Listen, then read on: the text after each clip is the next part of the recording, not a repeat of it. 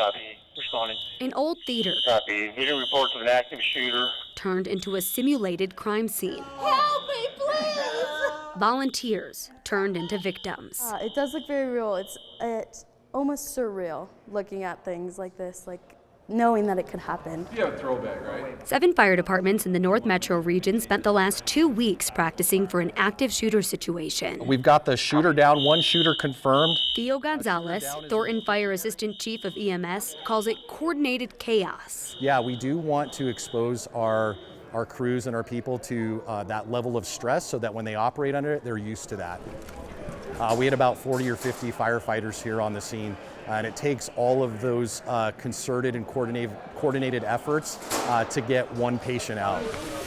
And so you saw we extricated about 23 victims. Firefighters are building on lessons learned from other situations that have hit too close to home. But what we found with Columbine is those people really just needed somebody to hold pressure on a wound and maybe place some tourniquets. It's not going to be very comfortable for you. The Gun Violence Archive says there have been nearly 600 mass shootings in the U.S. this year alone. We just got how many units in? Those are recycled units. Oh, those are recycles. Cool. Perfect. The shooting in Lewiston, Maine was the deadliest of 2023. They don't follow a script. They can happen anywhere, and we have to be trained and ready to deal with these situations.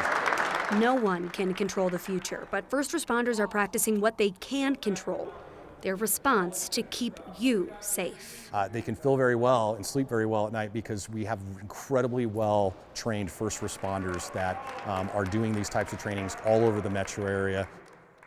It's important to look at the timing of this mass shooting training. This did not happen because of that mass shooting in Lewiston, Maine this week. Thornton Fire actually planned this 8 months ago. So that just shows that our first responders are being proactive rather than reactive. So many departments being proactive, 7 coming together at one time. It's got to be helpful. They tell me that all of these small departments really come together as one big department in an event like this, Alex, and they have to train together because they'll typically respond together. So they all have to be on the same page with lingo that they're using and protocols that they're following.